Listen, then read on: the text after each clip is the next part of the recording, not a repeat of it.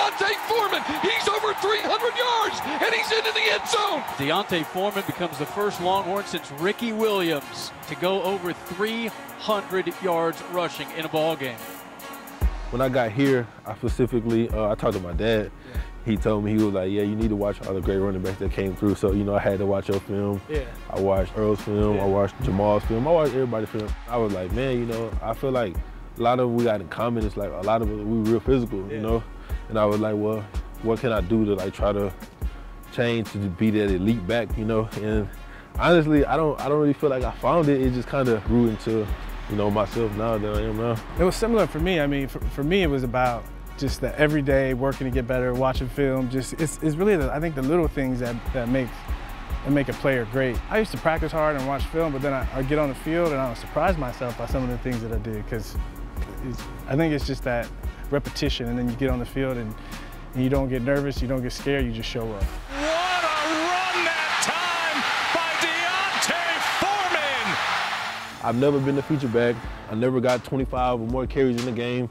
You know, so this season I've gotten to 30, 35 carries, and it's crazy, but you know, I enjoy it. You know, it's something that I always wish I could have. So, you know, I'm just making the best of that opportunity. I was gonna say, you're doing well with it. I mean, it looks like you get stronger as the game goes on. And I'm telling you, like, you know, I play softball on Thursdays and everywhere I go around town, the only thing people want to talk to me about is D'Onta Foreman. Yeah? Yeah. D'Onta does pop this one to midfield. There he goes.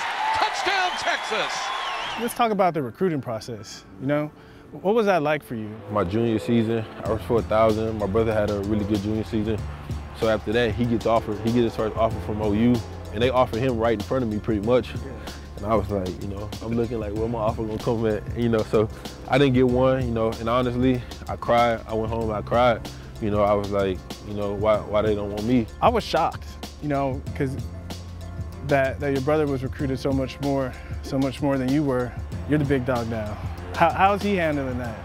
He's a competitor, so he wants to be, you know, where I'm at, you know, but he also pushes me every day. You know I got to come out here. You know, I compete with everybody. I compete with my teammates. I compete with people in the nation, but like, you know, I still have my brother competitively. You know, I compete with him every game, no matter what. So I go out there, I'm going out there like, I got to have a better game than my brother. It's always been like that. I always wish I had that. You know, I'm a twin too. Yeah, and I always wanted my twin to come out and play football, but she was a little bit too small. D'Onta up the middle to the 30, breaks the tackle. Saying goodnight to this one. D'Onta Foreman, one play to the house. Baylor game. I was sitting up there watching the game, saw a touchdown, and I saw the Heisman throws. And at first I was like, what? Then I thought about it and I was like, good. You know, national televised game, I think people need to know what's going on here in Austin. So was that something you thought about in practice the week before, or just when you broke into the open field, it popped into your head? Or? I thought about it in the hotel the night before the game. You know, I feel like people just underestimate my ability. And so, you know, I want to, you know, make a statement. Well, if you keep doing what you're doing, you don't have to worry about that. 19 years ago, my junior season, I did the same walk with the great Earl Campbell. He pulled a Suburban right there in the middle of the field, and we walked and got a chance to talk. So I feel honored to be able to share this with you, and I appreciate how, you know, you've listened to me, and we've been able to develop a bit of a relationship.